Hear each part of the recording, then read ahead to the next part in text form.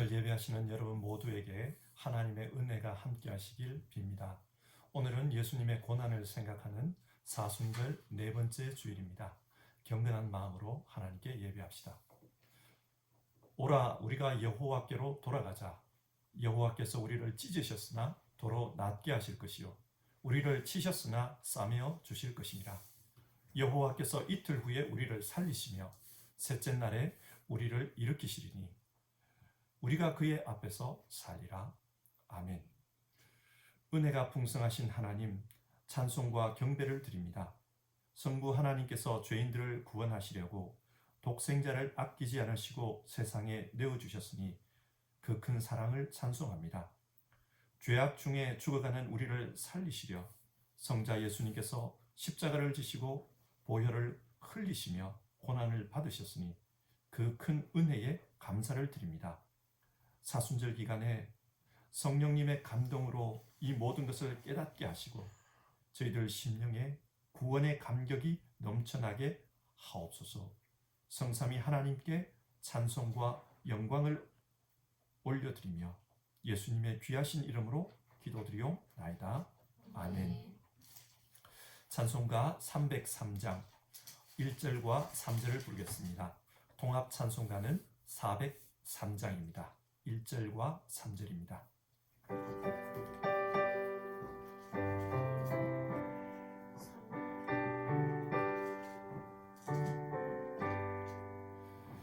날 위하여 십자가에 중한 고통 받으사 대신 죽은 주 예수의 사랑하신 은혜요 보배로운 피를 흘려 영영 죽을 죄에서 구속감을 받으리 어찌 찬양할까 이 세상의 모진 풍파 쉬지 않고 불어도 주님 안에 보호받는 우리 마음 편하다 늘 깨어서 기도하고 저 천국을 바라며 주님만을 기다리니 어찌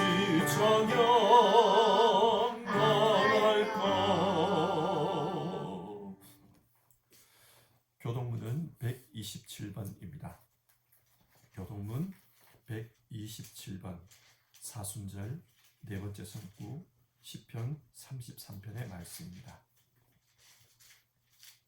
교동문 127번 여호와를 자기 하나님으로 삼은 나라 곧 하나님의 기업으로 선택된 백성은 복이 있도다. 여호와께서 하늘에서 굽어보사 모든 인생을 살피시며 곧 그가 거하시는 곳에서 세상의 모든 거민들을 굽어 살피시는도다. 그는 그들 모두의 마음을 지으시며 그들이 하는 일을 굽어 살피시니로다. 많은 군대로 구원 얻은 왕이 없으며 용사가 힘이 세어도 스스로 구원하지 못하는도다. 우리 영혼이 여호와를 바라며 그는 우리의 도움과 방패시로다. 우리 마음이 그를 즐거워하며 우리가 그의 성호를 의지하였기 때문이로다. 여호와여 우리가 주께 바라는 대로 주의 인자하심을 우리에게 베푸소서. 아멘. 함께 기도하겠습니다. 하나님, 오늘도 하나님께 예배할 수 있게 해주셔서 감사합니다. 비록 영상으로 예배드리지만 온 성도들이 함께 예배할 수 있게 해주셔서 감사를 드립니다. 오늘 우리 예배 가운데 함께 하여 주시고 또 이 예배를 통해 영광을 받아 주옵소서. 하나님, 지난 일주일간의 삶을 돌아봅니다. 하나님을 믿는 사람이지만 스스로 생각해도 부끄러운 부분이 있습니다. 얼마나 하나님을 믿는 사람답게 살았는지 그 부분이 늘 우리의 양심을 찌릅니다. 하나님, 온전하지 못한 우리의 삶을 용서해 주옵소서. 말로 지은 죄, 생각으로 지은 죄, 사람들과의 관계 속에서 지은 죄, 행동으로 지은 죄, 하나님 앞에서 지은 죄, 우리의 죄를 예수님의 보혈 공로로 용서해 주옵소서. 그리고 이 시간 교회를 위해 기도합니다. 이곳에 이민 온 성도들과 유학생들을 모아서 예수님을 따르는 믿음의 순례자로 살게 해주셔서 감사를 드립니다. 예배와 교육과 선교의 일을 통해 하나님을 기쁘게 하고 또 예수님을 닮아가는 교회 되게 하옵소서. 잎만 무성한 무화과 나무처럼 열매 없는 그런 교회가 아니라 하나님 앞에 신실함으로 많은 열매를 맺는 교회가 되게 하옵소서. 지금 코로나 사태로 인해 함께 모이지 못하는 유아부와 아동부, 청소년부와 청년부를 기억해 주옵소서. 오늘도 각자의 자리에서 가정 예배로 드릴 터인데 그 예배 가운데 함께 해주시고 그들을 통해 영광을 받아 주옵소서. 그 어린 영혼들 속에 하나님의 은혜를 더하여 주셔서 인간적으로 볼 때에는 어려운 시기이지만 이 시기를 통해 예배를 더 사모하며 하나님을 더 가까이 하고자 하는 마음들이 커지는 성장의 시간이 되게 하옵소서. 또 유학생 청년들 하나님 기억해 주시고 두려움과 부담감, 삶에 있어서의 막연함, 이 문제를 안고 하나님 앞에 예배할 때 그 인생을 하나님께서 인도해 주시고 더 넓은 지경으로 나가도록 발걸음을 이끌어 주옵소서. 사랑누리와 두란노 선교회를 위해 기도합니다. 각자의 삶의 자리에서 하나님을 섬기고 가정을 섬기고 또 교회를 섬기는 우리 성도님들, 그 삶이 외롭지 않도록 하나님 역사해 주시고 또 건강한 삶을 살 수 있도록 도와주시옵소서. 하나님을 열심히 믿어서 하나님께 칭찬 듣는 사람, 또 하나님께서 기뻐하시는 그런 삶을 살도록 인도해 주옵소서. 우리 가운데 아프신 분들이 있습니다. 하나님, 특별히 육신의 어려움을 가지고 있는 분들을 도와주옵소서. 뿐만 아니라 마음의 어려움을 가지고 있는 분들, 하나님께서 은총을 베풀어 주옵소서. 하나님께서 치유하여 주시고 새롭게 하여 주시며 능력 있게 살 수 있도록 도와주옵소서. 그리고 경제적인 어려움, 가정의 어려움, 자녀들의 문제, 진로의 문제 등을 가지고 하나님 앞에 기도하는 이들이 있습니다.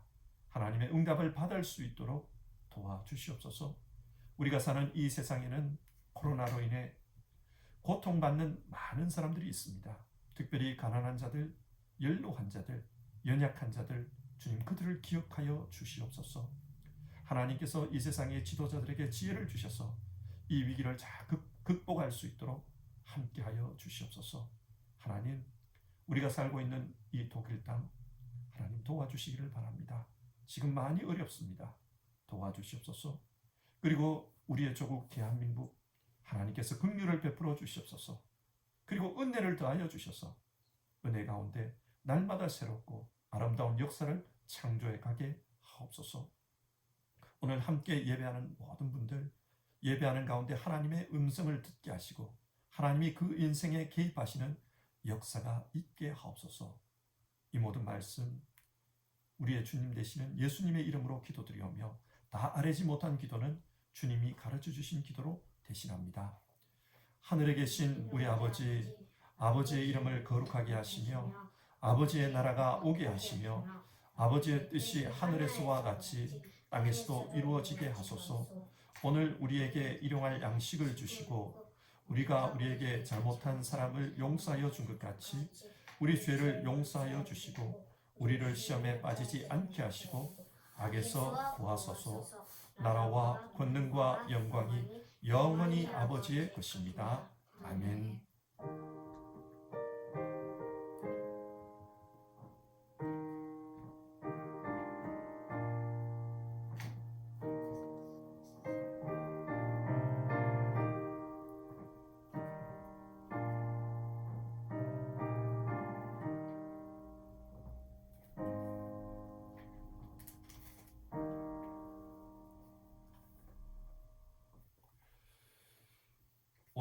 오늘 읽을 하나님의 말씀은 신약성경 고린도후서 6장 14절부터 7장 1절까지의 말씀입니다. 하나님의 말씀을 받들어 읽겠습니다. 너희는 믿지 않는 자와 멍에를 함께 매지 말라. 의와 불법이 어찌 함께하며 빛과 어둠이 어찌 사귀며 그리스도와 벨리알이 어찌 조화되며 믿는 자와 믿지 않는 자가 어찌 상관하며 하나님의 성전과 우상이 어찌 일치가 되리요. 우리는 살아계신 하나님의 성전이라. 이와 같이 하나님께서 이르시되 내가 그들 가운데 거하며 두루 행하여 나는 그들의 하나님이 되고 그들은 나의 백성이 되리라. 그러므로 너희는 그들 중에서 나와서 따로 있고 부정한 것을 만지지 말라. 내가 너희를 영접하여 너희에게 아버지가 되고 너희는 내게 자녀가 되리라. 전능하신 주의 말씀이니라 하셨느니라. 그런즉 사랑하는 자들아, 이 약속을 가진 우리는 하나님을 두려워하는 가운데서 거룩함을 온전히 이루어 육과 영의 온갖 더러운 것에서 자신을 깨끗하게 하자. 아멘. 우리에게 주신 하나님의 말씀을 통해 많은 은혜가 있으시기를 바랍니다. 오늘은 우리는 하나님의 성전입니다. 이런 제목으로 설교를 하겠습니다. 설교 가운데 사용하는 성경은 세번역 본문입니다. 지금 전 세계적으로 사회적 거리두기 운동이 시행되고 있습니다. 코로나 바이러스 확산을 방지하기 위해서 옆에 있는 사람과 적어도 1.5m 혹은 2m 이상 떨어지는 것입니다. 이런 조치는 지금으로서는 꼭 필요한 것입니다. 그런데 이제는 이런 간단한 조치들을 넘어서서 국경 폐쇄, 이동 제한, 외출 금지와 같은 명령들이 공포되기 시작했습니다. 독일 전체적으로 이미 확진자가 2만 명이 넘어섰고 또 빠른 속도로 감염자가 늘고 있기 때문에 국가에서도 이런 강력한 조치들을 발표하고 있습니다. 아마 우리 성도님들 중에도 요즘은 하루 종일 집에만 계시는 분들이 많이 계실 것 같습니다. 이제는 사회적 거리두기를 넘어서서 사회적 고립의 상태가 되고 있는 것처럼 보입니다. 이런 상황을 보면서 질문해 봅니다. 우리는 지금 어떻게 신앙하는 것이 좋을까? 혼자 고립되는 상황에서, 교회도 갈 수 없는 상황에서, 다른 성도들을 만날 수도 없는 상황에서 어떤 생각을 가지고 어떻게 신앙하는 것이 좋을까? 여러분, 어떻게 신앙하면 좋을까요? 오늘 본문을 통해 함께 살펴봅시다. 오늘 읽은 본문은 이렇게 시작합니다. 믿지 않는 사람들과 멍에를 함께 매지 마십시오. 여기서 멍에를 함께 맨다는 것은 서로 같이 동력하는 것, 같이 행동하는 것, 그런 의미입니다. 멍에가 무엇입니까? 멍에는 짐승들을 이용해서 밭을 갈 때에 사용하는 농기구입니다. 이스라엘에서는 2마리의 짐승이 함께 멍에를 매도록 되어 있습니다. 신명기 22장 10절을 보면요. 당신들은 소와 나귀에게 한 멍에를 메워 밭을 갈지 마십시오. 그렇게 말씀합니다. 소와 나귀는 성품이 다릅니다. 소는 느긋하고 나귀는 좀 급해요. 또 몸집의 크기와 힘이 다릅니다. 그래서 둘이 한 멍에를 매면은 전기가 균형을 잃어버립니다. 엉뚱한 방향으로 움직이게 됩니다. 이처럼 믿지 않는 자와 함께 동역하거나 행동하면은 결과가 엉망이 될 것이다. 그런 말씀입니다. 그러면 여러분, 이 말씀은 안 믿는 사람하고는 상종도 하지 말라. 배타적인 관계를 가져라. 그런 뜻입니까? 아닙니다. 예수님은 산상설교에서 너희는 세상의 소금과 빛이라고 했습니다. 그래서 세상 속에서 짠 맛을 내고 세상이 어두울 때에 그 어두운 곳에서 빛을 밝히라고 했습니다. 절대로 안 믿는 자들과 배타적인 관계로 대해라. 그렇게 말씀하지 않습니다. 그리고 이 고린도 후서를 쓴 바울 사도 역시 고린도전서 5장에서 이렇게 말씀했습니다. 제가 한번 읽어보겠습니다. 내 편지에서 음행하는 사람들과 사귀지 말라고 여러분에게 썼습니다. 그 말은 이 세상에서 음행하는 사람들이나 우상을 숭배하는 사람들과 전혀 사귀지 말라는 뜻이 아닙니다. 그러려면 여러분은 이 세상 밖으로 나가야 할 것입니다. 그러나 이제 내가 여러분에게 사귀지 말라고 쓰는 것은 신도라 하는 어떤 사람이 음행하는 사람이거나 탐욕을 부리는 사람이거나 우상을 숭배하는 사람이거나 사람을 중상하는 사람이거나 술 취하는 사람이거나 약탈하는 사람이면 그런 사람과는 함께 먹지도 말라는 말입니다. 이 말씀에 따르면 정말 영적으로나 육적으로 음행하지 않는 그런 사람들과만 살려면 어쩌면 이 세상 밖으로 나가야 한다. 그렇게 말합니다. 우리 역시 마찬가지입니다. 이 세상에서 믿는 사람과만 살려면 사회생활을 제대로 하기가 어렵습니다. 이 세상을 떠나서 수도원으로 들어가야 될지도 모르겠습니다. 그래서 바울 사도가 뭐라고 합니까? 자신이 말하는 것은 안 믿는 자들에 대한 것이 아니고 믿는다고 하면서 영적인 음행, 육적인 음행을 하는 자들에 대한 것이다. 그렇게 말씀합니다. 이 말씀을 오늘 본문에 적용해 보면요. 안 믿는 사람과는 멍에를 함께 매지 말라. 이 구절은 그리스도를 믿는다고 하면서도 여전히 믿지 않는 자처럼 사는 사람, 특별히 오늘 본문에서는 우상을 섬기는 사람, 또 우상 문화에 빠진 사람에 대해서 많이 말하는데요. 그런 사람과 신앙적인 교제를 나누지 말라는 뜻입니다. 당시 고린도에는 많은 우상들이 있었습니다. 그리고 그 우상 숭배에서 비롯된 문화가 일상생활에 깊이 들어와 있었습니다. 그러다 보니 하나님을 믿는다고 하면서도 우상 신전에서 거행하는 그런 행사에 가담을 하고 또 우상 숭배를 문화의 일부분처럼 생각하는 그런 사람들이 있었습니다. 그것을 아주 자연스럽게 받아들였다는 말이죠. 그래서 바울은 그런 사람들과 함께 신앙하면 안 된다. 그들처럼 믿으면 안 된다. 그런 말씀을 하고 있는 것입니다. 자, 그러면 왜 그러면 안 된다고 합니까? 이유가 무엇입니까? 그 이유가 오늘 본문 14절에서 16절에 나옵니다. 14절, 정의와 불의가 어떻게 짝하며 빛과 어둠이 어떻게 사귈 수 있습니까? 정의와 불의, 빛과 어둠, 이것은 반대 개념입니다. 이들은 서로 공존할 수가 없습니다. 그처럼 하나님을 믿는 신앙과 우상을 섬기는 그것이 어떻게 공존할 수 있느냐, 그런 말입니다.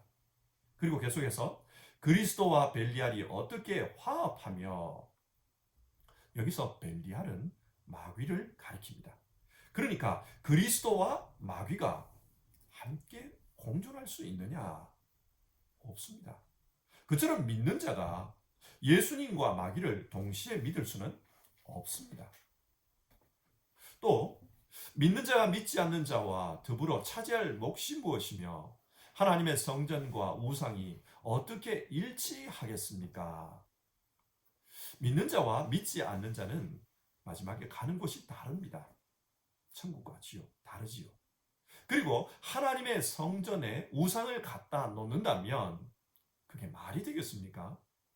그처럼 하나님을 믿는 자가 우상을 섬기는 것, 또 우상 문화에 심취해서 그렇게 살아가는 것, 그것은 불가하다. 바울은 그렇게 말하고 있습니다. 그리고 이것이 불가한 근본적인 이유가 16절에 나오는데요. 우리는 살아계신 하나님의 성전입니다. 그것은 하나님께서 말씀하신 바와 같습니다. 내가 그들 가운데 살며 그들 가운데로 다닐 것이다. 나는 그들의 하나님이 되고 그들은 내 백성이 될 것이다. 무슨 말입니까? 우리의 몸은 살아계신 하나님께서 거하시는 하나님의 성전이기 때문에 이 몸으로 하나님을 섬기고 동시에 또 우상을 섬기는 것, 우상 문화에 빠져서 사는 것, 그것은 불가능하다는 말씀입니다. 예를 들어 보겠습니다. 어떤 책에서 읽은 이야기인데요. 20세기 중반에 미국 LA 지역을 장악했던 아주 유명한 갱단이 있었습니다. 이 갱단은 도박장과 경마장, 그리고 연예계 등 다양한 곳에 영향력을 행사하고 있었습니다. 그러니까 많은 돈을 벌었겠죠. 그러다가 어떤 사건에 휘말려서 그 두목과 부하 몇 명이 감옥에 가게 됐는데, 그 감옥에서 이 두목과 또 그 부하들이 복음을 듣게 되었다고 합니다. 그리고 이 두목도 또 부하도 출소를 하게 되었습니다. 그때 부하 중에 한 사람이 이런 말을 합니다. 나는 이제 복음을 믿었기 때문에 다시는 조직에 돌아가지 않겠습니다. 그러자 그 보스가 하는 말이,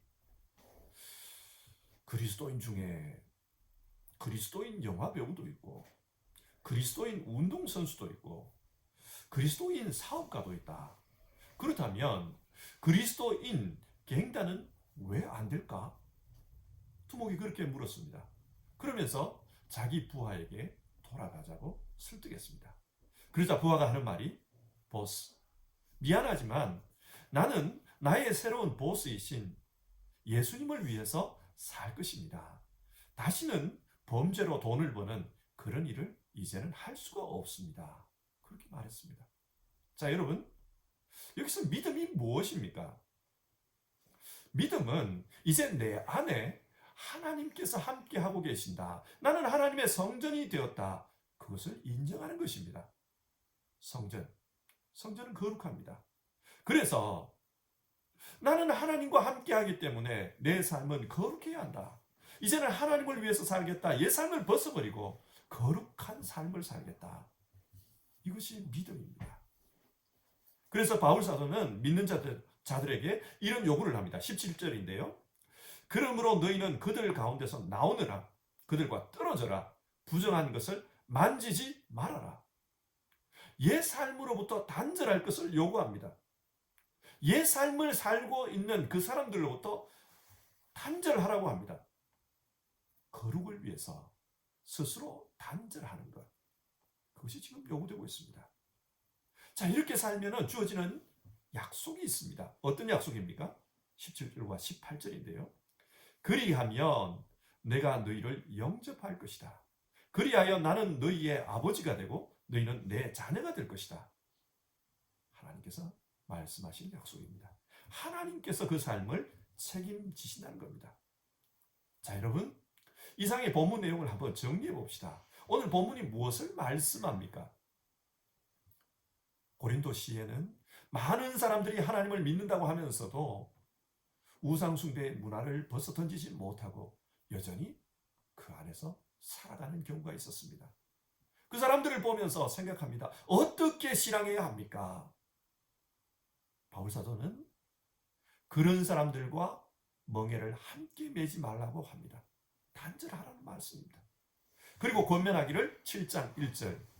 그러므로 사랑하는 여러분, 우리에게는 이러한 약속이 있으니 육과 영의 모든 더러움에서 떠나서 자신을 깨끗하게 하며 하나님을 두려워하는 가운데 온전히 거룩하게 됩시다. 스스로 단절해서 거룩한 삶을 살라.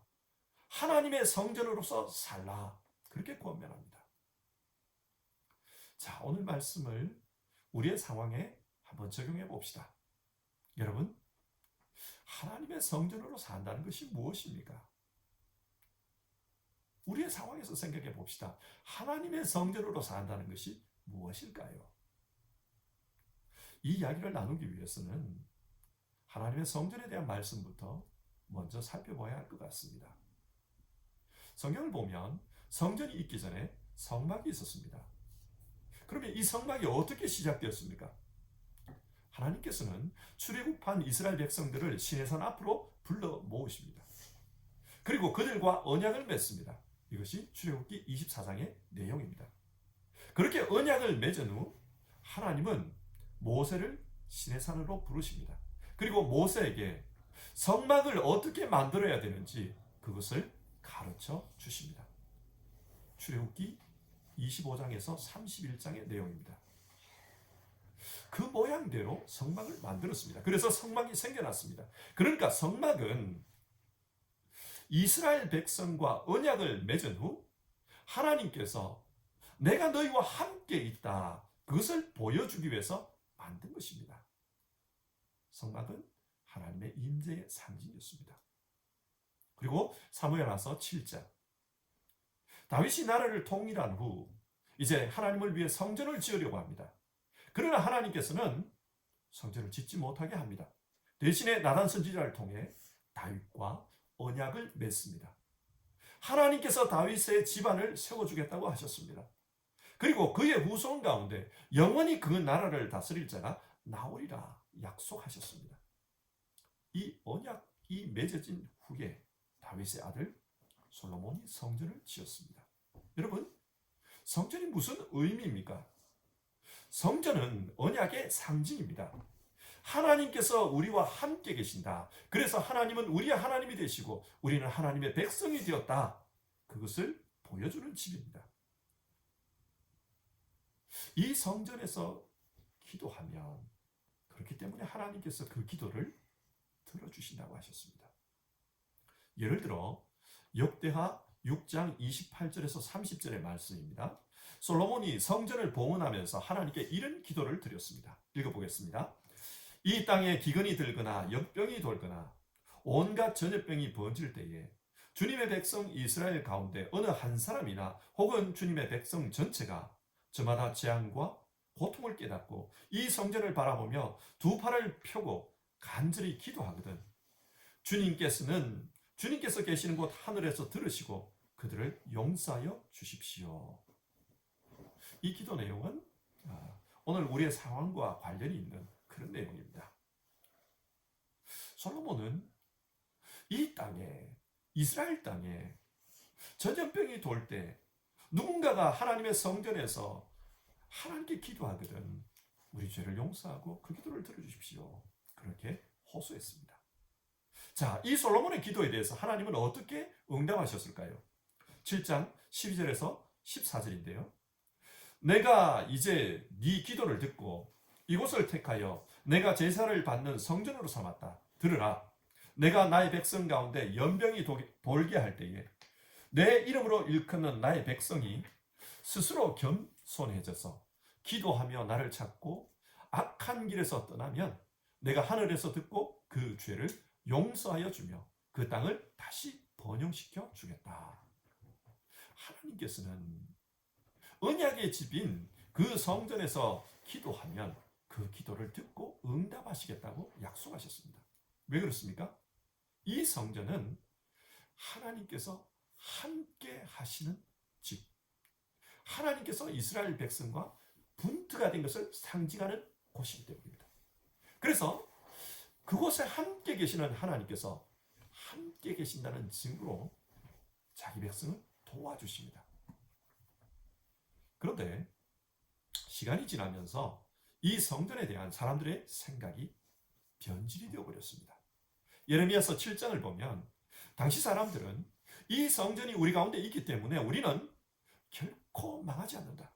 어떤 어려움이 있어도 우리는 망하지 않는다. 그런 생각을 합니다. 어떻게 보면 좋게 보이기도 하는데 면밀하게 들여다보면 이 사람들은 성전 건물을 우상화한 것입니다. 그래서 성전을 화려하게 만드는 일에 수십 년간 몰두했습니다. 여러분, 원래 성전이 뭐라고 했습니까? 성전은 하나님의 임재의 상징이었습니다. 그런데 그 당시에 하나님은 없고 이 건물만 존재했습니다. 그리고 그 건물을 신성시 여겼습니다. 그러자 하나님께서 어떻게 하십니까? 하나님은 이스라엘 백성을 바벨론으로 하여금 그 포로가 되도록 하십니다. 그리고 바벨론이 쳐들어와서 이 성전을 돌 위에 돌 하나 넘지 않도록 완전하게 부수어 버립니다. 그런데 이런 안타까운 일은 예수님 때에도 반복이 되었습니다. 헤롯이 성전을 화려하게 꾸몄습니다. 제사장들은 거기에 감동해서 그 성전을 통해 많은 돈을 벌었습니다. 그런데 문제는 하나님에 대한 진실된 믿음이 없었습니다. 그렇기 때문에 예수님은 너희가 이곳을 강도의 소굴로 만들었다, 그렇게 꾸짖습니다. 그러면서 이 성전을 부수라고 합니다. 그렇게 부수면 주님께서 사흘 만에 다시 짓겠다고 하셨습니다. 성전은 하나님의 집입니다. 하나님의 집은 하나님께서 임재해 계실 때 그때 의미가 있습니다. 자, 이 관점에서 한번 생각해 봅시다. 요한복음 2장은 예수님의 몸을 성전으로 표현합니다. 왜 그렇게 말씀합니까? 예수님은 하나님의 말씀이 육신이 되어 우리 가운데 함께 하시는 분이시기 때문입니다. 앞에서 성전 역시 하나님이 우리와 함께 하는 집, 분투의 상징이라고 하지 않았습니까? 예수님 역시 마찬가지입니다. 하나님이 말씀이 되어, 말씀이 육신이 되어 우리 가운데 함께 하십니다. 우리와 언약, 우리와 분투가 되셨습니다. 그러므로 예수님이 성전입니다. 따라서 오늘 우리가 성전으로 산다는 것은 예수님을 믿음으로 예수님 몸의 한 지체가 되어 사는 것을 의미합니다. 그렇다면 여러분, 좀 구체적인 질문을 해봅시다. 예수님을 믿는다는 것이 구체적으로 무엇입니까? 성전으로 산다는 것이 구체적으로 어떤 것입니까? 먼저 예수님의 말씀을 믿고 사는 것입니다. 창세기 22장, 하나님은 아브라함에게 100세에 얻은 아들 이삭을 번제로 드리라고 했습니다. 아브라함의 입장에서는 굉장히 순종하기 어려운 말씀입니다. 그러나 아브라함은 하나님의 말씀을 믿었습니다. 그렇기 때문에 순종했습니다. 근데 여러분, 성경의 전승에 따르면 그 순종의 장수가 나중에 무엇이 됩니까? 그 순종의 장수가 나중에 하나님의 성전이 세워진 터가 되었다고 하지 않습니까? 이처럼 우리가 하나님의 성전으로 산다는 것은 하나님의 말씀을 믿고 사는 것입니다. 하나님의 말씀을 믿고 순종하는 것, 거기에 성전이 있습니다. 왜 그렇습니까? 성전은 하나님의 말씀이 선포되는 곳이기 때문입니다. 그래서 하나님의 말씀을 듣고 하나님의 말씀에 순종하는 그곳에 성전이 있습니다. 신천지에서 탈출한 어떤 한 청년의 간증을 들었습니다. 이 청년은 어릴 때부터 교회를 다녔지만 성경에 관심이 없었고 또 성경을 잘 몰랐다고 합니다. 그러다가 성경을 가르쳐 준다는 어떤 사람들을 만나게 되었고, 그래서 그 꿰매에 빠져서 들어가다 보니 나중에 살펴본 바 신천지였다는 겁니다. 한번 발을 들여놓으니까 빠져나올 수가 없었다 그래요. 그래서 이 청년은 신천지 골수분자가 되어서 그 신천지 자기 지파 내에서 청년 간부까지 맡았다고 합니다. 그런데 몇 년의 시간이 흐른 후에 신천지가 거짓이라는 것을 알게 되었고 이 청년은 뛰쳐나오게 되었습니다. 뛰쳐나온 후에 이런 생각이 들었다는 거예요. 내 젊음, 그 젊음을 누가 보상해 줄 건가? 나는 내 젊은 시간 5년을 신천지에서 낭비했다. 그래서 자기처럼 신천지에서 젊음을 낭비하고 있는 그들에게 도움을 주기 위해서 신천지 반대 운동을 지금 하고 있다고 했습니다. 근데 이분이 이런 말을 해요. 내가 신천지에서 나올 수 있었던 것은 참 감사한 일입니다. 그런데 그 안에는 나로부터 전도를 받고 신천지 신도가 되어 젊음을 낭비하고 있는 많은 청년들이 있습니다. 그래서 지금도 그들을 생각하면 너무 미안하고 그들을 생각하면 눈물이 납니다. 그런 말을 해요. 무엇입니까? 자기가 좀 더 어렸을 때는 그게 옳다고 생각해서 열심히 전도를 했습니다. 그런데 이제 돌아보니까 그게 틀렸다는 겁니다. 그래서 후회가 된다. 너무 후회가 된다. 그렇게 말했습니다. 그런데 이런 문제는 이 청년만 겪는 것이 아닙니다. 우리 역시도 가만히 생각해 보면 옛날에는 맞다고 생각했던 것이 지금 돌아보면 후회가 되는 것이 얼마나 많습니까? 그래서 이런 생각을 해봅니다. 어떻게 하면은 이런 후회를 하지 않으면서 살 수 있을까? 정답은 하나님의 말씀을 붙드는 겁니다. 하나님의 말씀은 영원합니다. 하나님의 말씀은 진리입니다. 변하지 않습니다. 그렇기 때문에 그 말씀을 붙들고 살 때 우리는 어제도 오늘도 또 내일도 진리 안에서 후회 없이 살 수 있습니다. 하나님의 말씀을 믿고 사는 사람, 그 말씀을 양식으로 삼고 사는 사람, 그 사람이 바로 하나님의 성전인 사람입니다. 두 번째로 성전으로 사는 것은 거룩하게 살기 위해 날마다 노력하는 것입니다. 성전은 죄사함을 받는 곳이 아닙니까? 그렇지 않습니까? 죄사함을 선포하기 위해서 성전에서 많은 희생 제물을 잡고 피를 뿌리고 불로 태웁니다. 그래서 성전에서 제물을 태운 사람은 성전 문을 났을 때에 나는 새로운 피조물이 되었다, 그런 마음으로 나옵니다. 여러분, 왜 예수님께서 자기 몸을 성전이라고 하셨을까요? 우리 역시 예수님의 십자가로 새로운 피조물이 되었기 때문입니다. 예수님의 부활로 새로운 존재가 되었기 때문입니다. 그래서 우리는 예수님을 믿는 가운데 예수님 안에서 새로운 존재가 되었습니다. 그러나 여러분, 기억해야 할 것이 있습니다. 창세기 32장, 야곱은 죽음의 위기에 처했습니다. 자신의 형 에스가 400명의 군대를 이끌고 야곱을 죽이기 위해 오고 있습니다. 정말 위기였습니다. 그런데 그때 하나님께서 나타나셔서 야곱과 씨름해 주셨습니다. 어둠 속에서 밤새도록 씨름했습니다. 이 씨름 이후에 하나님께서 야곱의 이름을 고쳐주십니다. 이제는 네 이름을 야곱이라 하지 말고 이스라엘이라 하라. 새로운 이름을 얻었습니다. 이스라엘, 하나님께서 다스리는 사람. 야곱은 새로운 정체성의 사람이 되었습니다. 거듭난 겁니다. 그런데 그 이후에 야곱의 행적을 보면 새로운 삶을 산다는 것이 쉽지 않다는 것을 알 수 있습니다. 창세기 33장과 34장을 보면 야곱은 여전히 옛사람의 속성을 가지고 있습니다. 그는 세상적인 성공을 좋아했고 하나님을 믿는 거룩한 일에는 관심이 적었습니다. 그러다 보니 세겜에서 더 많은 재물을 얻기 위해 거기 정착하려고 했습니다. 그 결과 그곳에서 큰 어려움을 당해 온 가족이 몰살을 당할 위기에 처했습니다.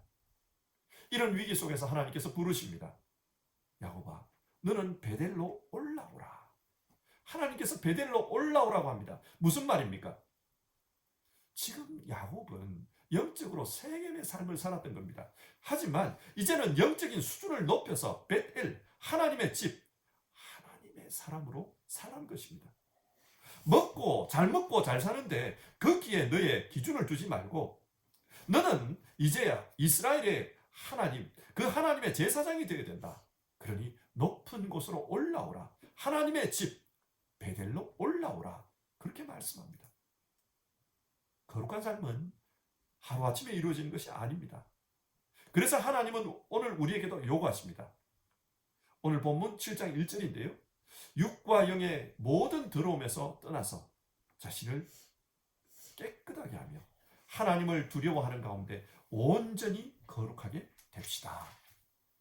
우리는 지속적으로 베델, 하나님의 집에서 육과 영의 더러운 것을 씻어야 합니다. 버려야 합니다. 회개하는 삶을 살아야 합니다. 그리고 끊임없이 거룩한 곳, 그곳에서 살기 위해서 노력해야 합니다. 우리의 영적인 수준을 높여야 합니다. 하나님의 집으로 올라가야 합니다. 그렇게 살면은 성화의 열매가 맺힙니다. 야곱의 인생이 증언하는 바입니다. 말씀을 맺겠습니다. 지금 우리는 활동의 제한을 받고 있습니다. 우리가 사는 사회 공동체를 위해서는 이런 제한을 묵묵히 감수해야만 합니다. 그러나 이 기간 우리는 각자의 삶의 자리에서 어떻게 신앙해야 할까요? 삶이 고립되고 있습니다. 성도들이 없습니다. 나는 혼자인 이 공간에서 어떻게 신앙해야 할까요? 오늘 말씀은 하나님의 성전이 되는 삶을 실천하라고 말씀합니다. 그러기 위해서는 하나님의 말씀을 붙들고 사는 일, 거기에 집중하라고 합니다. 거룩한 삶을 살기 위해 야곱처럼 하나님을 붙들고 씨름하는 삶을 살았으면 좋겠다. 성경이 그렇게 권면합니다.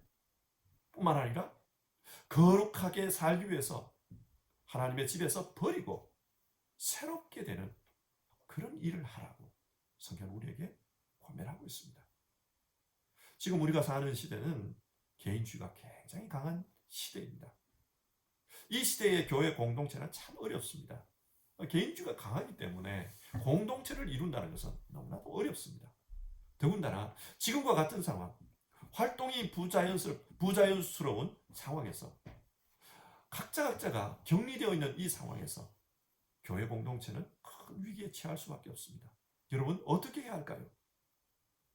오늘 성경은 우리 자신이 하나님의 성전이 되어야 된다. 그렇게 말씀합니다. 한 사람 한 사람이 하나님의 교회가 되어야 합니다. 있는 그 자리에서 하나님의 성전, 하나님의 교회가 되어야 합니다. 그러면은 이 위기가 변화해서 기회가 될 것입니다. 우리 시대 교회는 위기입니다. 그러나 우리 한 사람 한 사람이 교회가 되고 우리 한 사람 한 사람이 성전이 되면 이 위기가 변화해서 새로운 기회가 될 것입니다. 하나님의 말씀으로 뜨겁게 사는 삶, 거룩을 위해서 기도하며 실험하는 삶, 그렇게 살면 우리 모두는 하나님의 성전이 될 것입니다. 우리 모두 그렇게 살았으면 좋겠습니다. 여러분, 이 시간 우리 같이 기도하는 시간을 가졌으면 좋겠습니다. 하나님, 지금 우리가 처해 있는 상황이 참 어렵습니다. 함께 신앙생활하기도 어렵고요. 그래서 때로는 나 혼자 믿음으로 서는 것이 참 어렵다. 그런 생각이 들 때도 있습니다. 하나님, 이런 상황에서 오늘 성경 말씀은 우리 한 사람 한 사람이 하나님의 성전이 되라고 합니다. 우리 한 사람 한 사람이 하나님의 교회가 되라고 합니다. 그렇게 살면은 이 위기의 시기가 오히려 하나님의 영적인 부흥이 오는 기회가 될 것이다. 오늘 우리 그렇게 말씀 나눴습니다. 하나님, 우리 기도합니다. 우리 모두 이 어려운 시기, 어쩌면 격리된 이런 상황, 이 상황 속에서 자기의 자리에서 하나님의 성전이 되게 하옵소서. 우리 이 시간 같이 기도해 봅시다.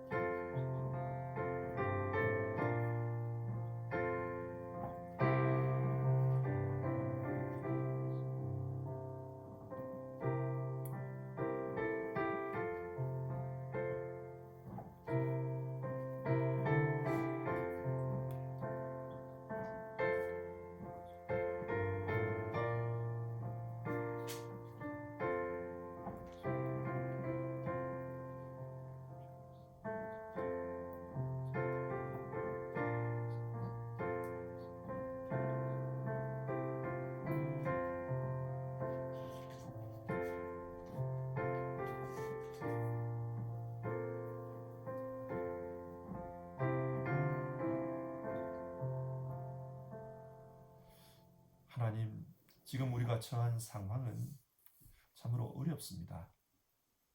교회가 함께 모여서 예배드리지 못하고 성도들이 함께 신앙생활을 나누기 어려운 상황이 되었습니다. 이런 상황 속에서 어떻게 해야 될까? 오늘 말씀을 통해 살펴보았습니다. 우리 모두 한 사람 한 사람이 하나님의 성전이 되라고 성경은 권면합니다. 우리 한 사람 한 사람이 하나님의 거룩한 교회가 되라고 우리에게 말씀합니다. 그래서 함께 모일 수는 없지만 우리 모두가 하나님의 성전이 됨으로써 하나님의 교회가 더 커지고 더 건강해지는 이 시기가 되게 하옵소서. 각자의 자리에서 하나님 말씀으로 더 깊이 나갈 수 있게 하옵소서. 각자의 자리에서 기도하며 하나님과 씨름하며 거룩한 사람으로 거듭나는 새로워지는 우리 모두 되게 하옵소서. 우리 주님 예수님의 이름으로 기도드립니다. 아멘. 우리 함께 찬송가 420장을 부르겠습니다. 찬송가 420장, 통합 찬송가는 212장입니다. 420장 혹은 212장 1절과 2절을 부르겠습니다.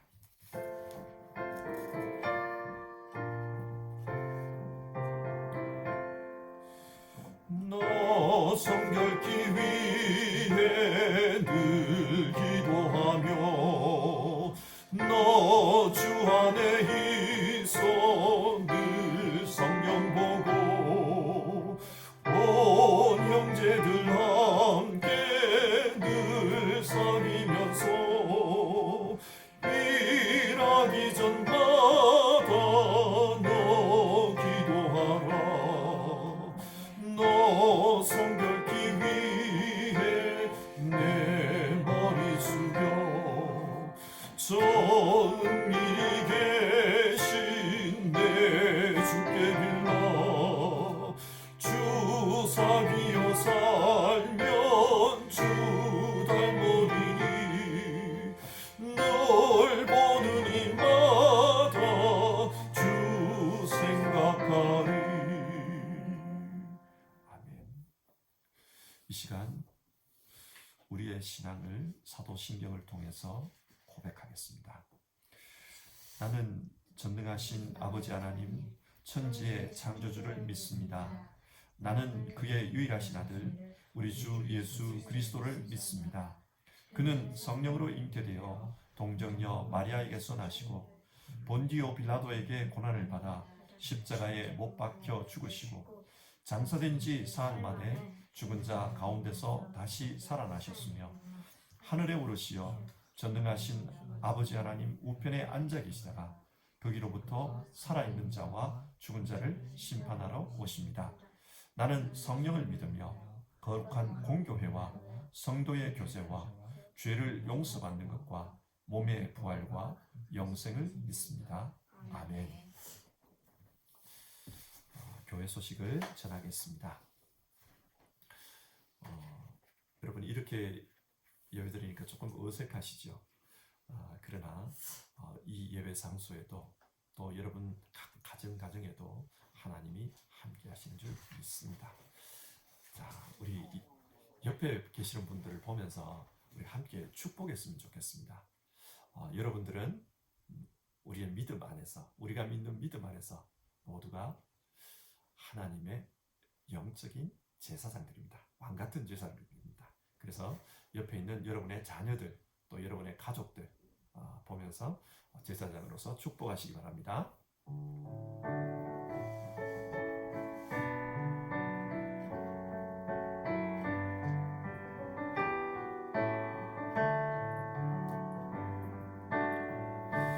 당신은 하나님의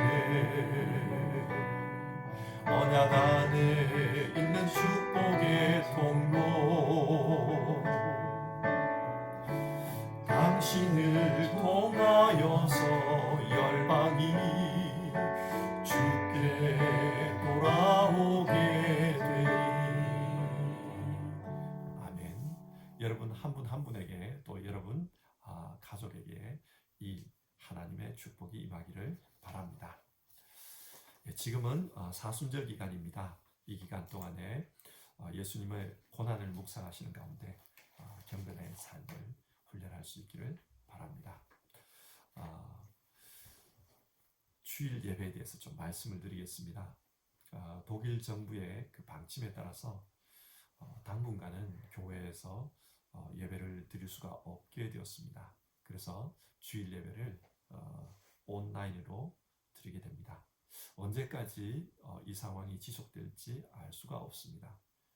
정부에서 이 상황을 해제할 때까지 계속해서 이렇게 온라인으로 예배를 드리겠습니다. 온라인 예배의 방법은 주일 오후 3시에 교회 홈페이지로 들어가셔서 주일 설교에 접속하시면 됩니다. 그래서 주일 설교 창에서 오늘 예배 그 동영상을 클릭하시면 됩니다. 그리고 특별유아부와 새싹 아동부 그리고 겨자시 청소년부 예배는 배부된 자료에 따라서 가정에서 가정예배로 드리게 됩니다. 특별히 부모님들 자녀들을 잘 인도해 주셔서 은혜스러운 예배가 되기를 부탁드립니다. 그리고 주일 예배 장소에 관한 그런 변동 사항이 있으면 교회 홈페이지와 또 그 구역 혹은 그 부서 카톡방을 통해서 알리도록 하겠습니다. 또 한 가지 더 광고를 드리겠습니다. 우리가 지금 상황에서 다른 모든 프로그램을 중지하고 있어요. 그런데 내일부터 3월 23일입니다. 내일부터 아침 예배를 지금처럼 이렇게 온라인으로 드리도록 하겠습니다. 아침 7시에 교회 홈페이지에 접속하시면 이 영상이 있을 것입니다. 그 영상을 통해서 이 온라인 아침 예배를 함께 드렸으면 좋겠습니다. 교회 홈페이지 설교창에 올려놓겠습니다. 거기에 접속하시면 됩니다. 그리고 이 아침 예배는 월요일부터 해서 월, 화, 수, 목, 금, 토 그렇게 매일 아침에 드릴 수 있도록 하겠습니다. 매일 아침 이 영상을 올려놓을 테니까 여러분들께서 함께 예배하시면 좋겠습니다. 모일 수 없는 이 기간 동안 우리가 다른 프로그램은 못하더라도 매일 예배를 통해서 하나님을 더 가까이 하는 그런 우리가 되었으면 좋겠습니다. 그래서 우리 한 사람 한 사람이 하나님의 성전, 하나님의 교회가 되었으면 좋겠습니다. 한 주간 동안도 여러분 모두 건강하게 그렇게 지내시고 또 믿음 안에서 승리하는 그런 삶을 살 수 있었으면 좋겠습니다. 이제 찬송가 151장 1절을 부르겠습니다. 파송의 찬송 찬송가 151장 옛날 찬송가로는 138장 1절을 부르고 축도하고 마치겠습니다.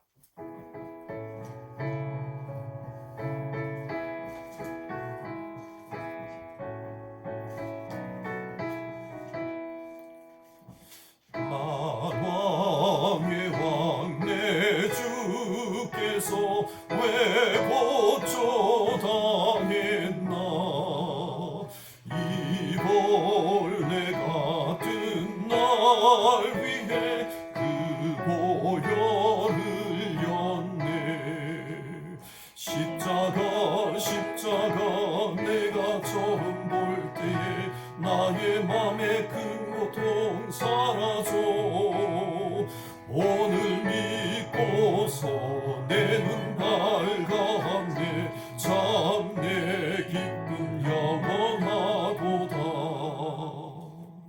아멘. 우리 주님 예수님의 은혜와